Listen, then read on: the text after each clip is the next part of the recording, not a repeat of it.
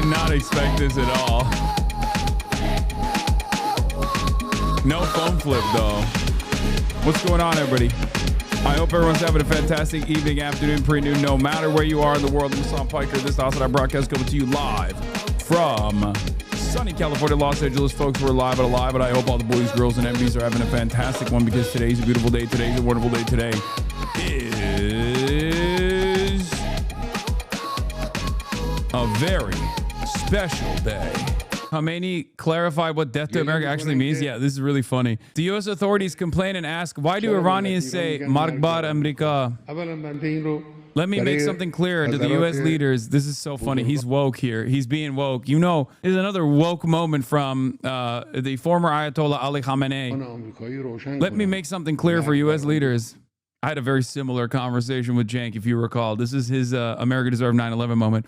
Death to America means death to Trump, John Bolton, and Mike Pompeo. It means death to American rulers. We have no problems with the American people. Death to America is about the rulers of America. It's about the group of people who are currently in charge. Khamenei was also very woke about black people. Yeah, they were super pro BLM. I think they mourned the loss of George Floyd.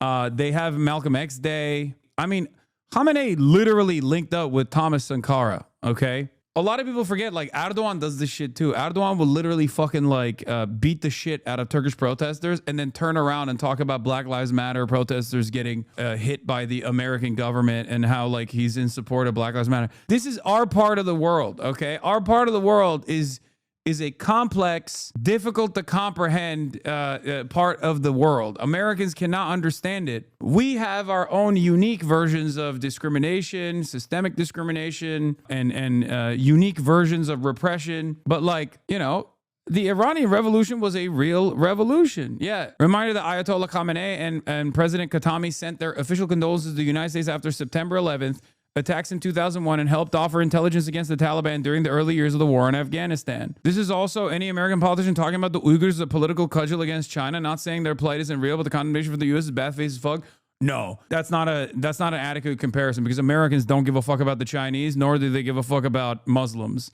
Whereas when Ali Khamenei is talking about, Black Lives Matter, like they have a long history of supporting black liberation and shit like that. So it's not a complete one-to-one comparison because we know Americans don't care about Chinese people. We know Americans don't care about Muslim people. So why the fuck do they care about the Muslim Chinese? It's bullshit. I would say that the Iranian government's take about, like, the plight of black people in America is not just like an aesthetic posture. They have a long-standing commitment to black liberation in Africa, and that's not a insincere thing that they say. They don't have a Malcolm X Day for no reason. You know what I mean? They do legitimately. From their perspective, it is a united struggle against imperialism, against colonialism. Yeah, here is Khamenei with Sankara. A young Ayatollah Khamenei sitting with Thomas Sankara, two men from opposite ends of the world, one a Shia cleric from Iran, the other a Marxist soldier from Burkina Faso. Both shared one conviction: their people would never be free under Western domination. Sankara was assassinated in 1987, overthrown in a French-backed coup at the age of 37. He wanted to free Africa from debt, dependency, and foreign control. Khamenei was killed yesterday by American and Israeli bombs. He spent 35 years trying to keep Iran free from the same forces. Both men were called dictators of the best. Both were loved by millions who saw them as defenders of sovereignty. History separated them by decades. Empire united their fate. Okay, well, you know, it's... They did engage in anti-imperialist actions. Rare Sankara L? No, that's crazy. This is in fucking 1987, dude. Calm down. Who called Sankara a dictator? I don't know if people were calling him a dictator. I'm sure the Western world did, right? Here is Khamenei with the great Fidel. They put you in a Democratic poll. Wait, what? Favorability among Democrats. Wait, what? Obama plus 85, Harris plus 67, AOC plus 47, Hassan Piker plus 1. What the fuck? Oh, it's a Manhattan Institute. Wait, why the fuck is Manhattan Institute putting me in polls, dog? What the fuck? Wait, what? I have a plus 14, minus 13 approval, disapproval. That's crazy. Ezra has a plus 13, minus plus 18, minus 13 approval, disapproval. Ezra Klein. I'm the least popular Democrat. We got to get those fucking numbers up, dude. Holy shit. You're more popular than Marco Rubio? Yeah, I mean, no shit. Hey, Zoran started at +1 too, baby. Let's go. You know what they say? If both sides hate you, you're doing something right. Dude, no one knows who the fuck I am. What are you, crazy? That's why. That's the reason why I have a plus 14, minus 13 approval, disapproval rating. The very fact that they even polled for me is really funny. They're calling you +1 Piker. How is you and AOC that far apart? Because this requires name recognition, chatter. What are you talking about? You guys, I know I'm a lot more important for you in your life because you listen to me every day, but like for random people that are being polled for favorability among Democrats, like, yeah, of course no one's gonna know who the fuck I am. Like, you're comparing myself to like someone who's been in TV for almost as long as I've been alive, while the 27% of people polled know who you are in the first place. Exactly. It's actually a surprisingly large number, to be fair. Like Ezra Klein, again, is a liberal media figure in traditional media. And the very fact that he only has like a couple points above me in approval and has the same level of disapproval is crazy, because they want to manipulate you specifically. The bourgeoisie want to psyop you. They want you to stop what you're doing because they're afraid of your influence. So they will make concessions to get you in the club so you'll stop. Well, one of the funniest parts about suspicions such as that is that I'm incredibly happy with my life, with the editorial freedom that I have. Shouts out the Piker Broadcasting Service. Your subscriptions are what fund the Piker Broadcasting Service. And also on top of that, like, I make more money than Ezra Klein does, I'm pretty sure. Like, that's why it's always like laughable when motherfuckers are like, they're terrified of anything and anyone who threatens the order. Like, I have all of the editorial freedom on the fucking planet. I don't have to worry about any of that shit. This was the question. Here's a list of names who have been very active in politics. For each one, mark if you have a very favorable, somewhat unfavorable, or very unfavorable impression of that person. Ezra Klein is 18 to 13. Wait, why did they say +0? I'm +1. Manhattan Institute. This is also a very right-wing institute. But that's kind of cool. I like that they put me in the fucking... Yo, what the fuck? Why did they put me in the poll? The Manhattan Institute is a right-wing institute. That is literally a right-wing think tank. But seemingly they got my dick in their fucking brains, apparently. Wait, what? No, it's not. I'm not even. I'm +1. 13, 14 doesn't mean I'm even. It means I'm +1. Excuse me. Don't take that away from me. What the fuck? +1 only with 27% name recognition. Oh, I'm sorry. Michael from I almost said Beijing. Michael from Taiwan. Are you on the list? I'm on the list, and Pete Buttigieg is not on the list.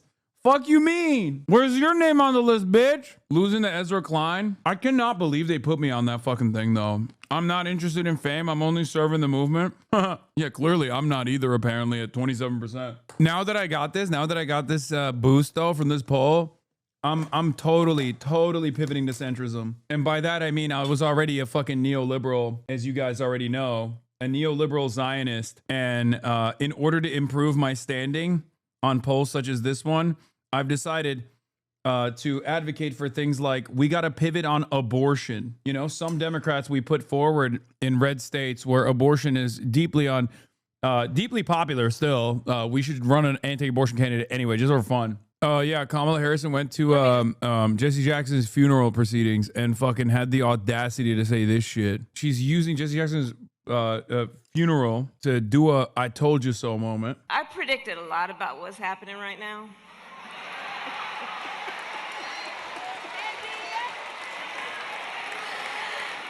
I'm not into saying "I told you so," but we did see it coming. Half of that room is occupied with people that, I mean, I'm sure want to honor a legend, but directly we're at odds with Jesse Jackson, including but not limited to Kamala Harris. What I did not predict is that we would not have Jesse Jackson with us right now to help us get through this. And this afternoon has been such a beautiful remembrance of his spirit, his life, and his faith. And in a way that Reverend Al talked about it and so many others have, I do think of this afternoon as what it is doing for me to renew my faith in what is possible, fueled by the hope that Jesse Jackson so often reminded us of. Unbelievable, dude. Why the fuck would you open your eulogy with a joke? Why wouldn't she? She's an opportunist. She's not exactly, she's not, like, Jesse Jackson is directly on the opposite side of this struggle within the Democratic Party. And yes, Obama is there, and this includes Barack Obama as well. I'm sure he would, I mean, love to be honored by Barack Obama regardless, but like, I don't know. It's just all this stuff is so performative. They just mentioned you on Fox News, brother. Wait, what? Why? Oh, because of the, oh my God. Is it because of the fucking Gavin Newsom conversation? Hell fucking yeah. Wait, is it because of the Gavin thing or is it because of this? Yeah, Rick Scott still complaining. Look at this. Update. Hassan Piker announces upcoming stream with Gavin Newsom, says Will Steeken, and Rick Scott quote retweeted it. Gavin Newsom has no standards. I mean, he'll do anything to sell a book. He's meeting with a guy that wants to kill me. He says people should kill me. So Gavin Newsom, yeah. I'm retweeting this. I'm liking and retweeting it. Podcast next. Talk about potential candidates. The more you have, the less you want of it. And now he's going on Hassan Piker's podcast next. Talk about. Dude, yo, Republicans fucking shit their diapies, dude. Let's go. This gets me so hype. Oh my God, this is so sick. Desperation, because this guy, BFF with Zohran Mamdani, said America deserved 9/11. Gavin Newsom is proving quite quickly that rock bottom does have a base. Well, I don't even know who that guy is, but what about the funeral? Shut up, bitch. Yeah, you do. Oh, I don't even know who that guy is. Look how fast he went. Oh, I don't even know who that guy is. Yeah, okay. They show Adam Friedland like 6 minutes before this too. Oh my God. Motion, twin. Motion. They showed Adam Friedland before too. Oh my God. Wait, really? Oh. So if you had